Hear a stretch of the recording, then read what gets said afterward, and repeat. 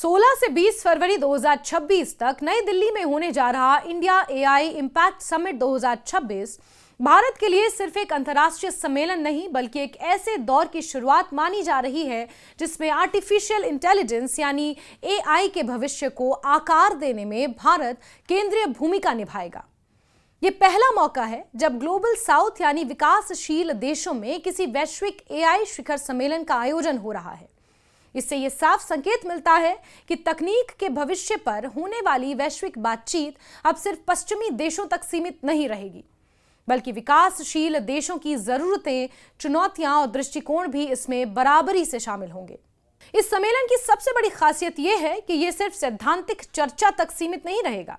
भारत की सोच, सर्वे भवन्तु सुखिनः और मानवता के लिए आर्टिफिशियल इंटेलिजेंस के विचार पर आधारित ये आयोजन एआई के वास्तविक प्रभावों, उसके सामाजिक, आर्थिक और पर्यावरणीय नतीजों पर फोकस करेगा। 5 दिनों तक चलने वाले इस शिखर सम्मेलन में दुनिया भर से राष्ट्राध्यक्ष, मंत्री, उद्योग जगत के बड़े नेता, टेक्नोलॉजी विशेषज्ञ, नीति निर्माता और शोधकर्ता शामिल होंगे। सरकारी अनुमानों के मुताबिक 15 से 20 देशों के राष्ट्राध्यक्ष, 50 से ज्यादा अंतर्राष्ट्रीय मंत्री और 40 से ज्यादा वैश्विक और भारतीय सीईओ इसमें हिस्सा ले सकते हैं। खास बात यह है कि इस पूरी प्रक्रिया में 100 से ज्यादा देश किसी न किसी रूप में सक्रिय रूप से जुड़े हैं, जो ये दिखाता है कि एआई के नियम और दिशा तय करने के लिए वैश्विक सहयोग कितना जरूरी हो गया है। इंडिया एआई इंपैक्ट समिट 2026 के केंद्र में 3 मूल सिद्धांत रखे गए हैं जिन्हें सूत्र कहा गया है। ये सूत्र एआई पर अंतर्राष्ट्रीय सहयोग और नीति निर्माण की बुनियाद तैयार करते हैं। पहला सूत्र है लोग यानी पीपल। इसका मकसद है मानव केंद्रित एआई को बढ़ावा देना, जो लोगों के अधिकारों की रक्षा करे, भरोसे को मजबूत करे और सेवाओं तक सभी की समान पहुंच सुनिश्चित करे। भारत का मानना है कि तकनीक का असली उद्देश्य इंसान की भलाई होना चाहिए। एआई को ऐसा साधन बनाया जाना चाहिए जो इंसानों की क्षमताओं को बढ़ाए, ना कि उन्हें पीछे धकेले या उनकी नौकरियां खा जाए या अधिकारों के लिए खतरा बने। दूसरा सूत्र है ग्रह यानी कि हमारा प्लैनेट। यह पर्यावरण के अनुकूल एआई समाधानों पर जोर देता है। आज जब बड़े पैमाने पर डेटा प्रोसेसिंग और हाई परफॉर्मेंस कंप्यूटिंग से ऊर्जा की खपत और कार्बन उत्सर्जन बढ़ रहा है, तब यह सवाल बेहद अहम हो जाता है कि एआई को टिकाऊ कैसे बनाया जाए।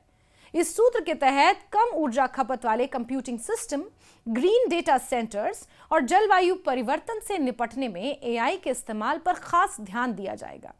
भारत ये संदेश देना चाहता है कि तकनीकी तरक्की धरती की कीमत पर नहीं होनी चाहिए, not at the cost of our planet, because we don't have a planet B.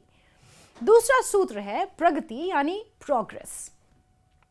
इसका मतलब है समावेशी आर्थिक विकास, नवाचार और क्षमता निर्माण।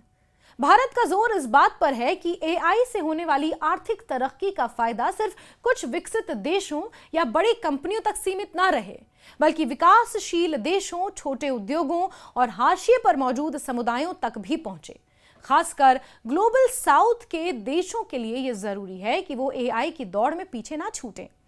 इन तीनों सूत्रों के जरिए भारत एक ऐसा ढांचा पेश कर रहा है जिसमें जिम्मेदारी और नवाचार साथ साथ चले। तकनीकी प्रगति के नाम पर अगर असमानता बढ़ती है तो उसका कोई मतलब नहीं रह जाता। यही सोच इस सम्मेलन की आत्मा है। सम्मेलन से पहले हुए परामर्श कार्यक्रमों में CSIR NISCPR की निदेशक डॉक्टर गीता वाणी रायसम ने यह साफ कहा कि बिना मानव केंद्रित दृष्टिकोण के कोई भी विकास टिकाऊ नहीं हो सकता। उन्होंने इस बात पर जोर दिया कि ऊर्जा सुरक्षा सिर्फ भारत ही नहीं बल्कि पूरी दुनिया के लिए अहम है और इसे मानव केंद्रित सोच, स्थिरता और दीर्घकालिक दृष्टि से देखना होगा। उन्होंने भारत के दर्शन वसुधैव कुटुंबकम का जिक्र करते हुए कहा कि दुनिया को एक परिवार मानने की यह सोच आज के वैश्विक संकटों के दौर में और भी प्रासंगिक हो जाती है। भारतीय राष्ट्रीय विज्ञान अकादमी के पूर्व अध्यक्ष प्रोफेसर आशुतोष शर्मा ने एआई की संभावनाओं पर, चुनौतियों पर रोशनी डालते हुए कहा कि पिछले 1 दशक में एआई का विकास केवल शुरुआत है। एआई अभी अपने शुरुआती दौर में है, लेकिन यह पहले ही कई मामलों में इंसानी सोच और काम करने की क्षमता को पीछे छोड़ चुका है। इसकी वजह यह है कि एआई विशाल और आपस में जुड़े डेटा से सीखता है, जबकि इंसानी दिमाग सीमित अनुभवों के आधार पर निर्णय लेता है। उन्होंने कहा कि भारत की स्थिति दुनिया से अलग है। जहां कई देशों में आबादी बूढ़ी हो रही है, वहीं भारत के पास एक विशाल युवा आबादी है। एआई का इस्तेमाल भारत को अपनी इस युवा शक्ति के लिए अवसर पैदा करने में करना चाहिए, खासकर स्वास्थ्य सेवाओं, बीमारी की पहचान, शिक्षा, ऊर्जा और सरकारी सेवाओं को दूर दराज के इलाकों तक पहुंचाने के लिए। इसके लिए पश्चिमी मॉडलों की नकल करने के बजाय स्थानीय जरूरतों, भाषाई विविधता और सांस्कृतिक संदर्भों को ध्यान में रखना जरूरी है। भारत की ताकत उसका तेजी से बढ़ता एआई इकोसिस्टम भी है। 2016 के बाद से भारत में एआई टैलेंट की संख्या और गुणवत्ता में जबरदस्त बढ़ोतरी हुई है। स्टैनफोर्ड एआई इंडेक्स 2025 के अनुसार एआई टैलेंट ग्रोथ के मामले में भारत दुनिया के शीर्ष देशों में शामिल है। इंडिया एआई फ्यूचर स्किल्स जैसी पहले शोधकर्ताओं को मिल रहा सहयोग और स्टार्टअप्स के लिए वैश्विक एक्सेलरेटर प्रोग्राम भारत को एआई के क्षेत्र में भरोसेमंद साझेदार बनाते हैं। समावेश के लिहाज से भाषिणी जैसे प्लेटफॉर्म और किसानों के लिए किसान ई मित्र जैसी एआई सेवाएं दिखाती हैं कि भारत कैसे एआई को अपने डिजिटल पब्लिक इंफ्रास्ट्रक्चर का हिस्सा बना रहा है। इसका मकसद है कि एआई का फायदा सिर्फ शहरों या तकनीकी रूप से सक्षम लोगों तक सीमित ना रहे, बल्कि गांव, किसानों और आम नागरिकों तक पहुंचे। इस समिट का एक अहम लक्ष्य इंडिया एआई सेफ्टी इंस्टीट्यूट के जरिए सुरक्षित और जवाबदेह एआई के लिए नियम और ढांचा तैयार करना भी है। एल्गोरिदम में पक्षपात, डेटा की गोपनीयता और भरोसे से जुड़े सवालों पर गंभीर चर्चा होगी, ताकि एआई पर लोगों का विश्वास कायम रह सके।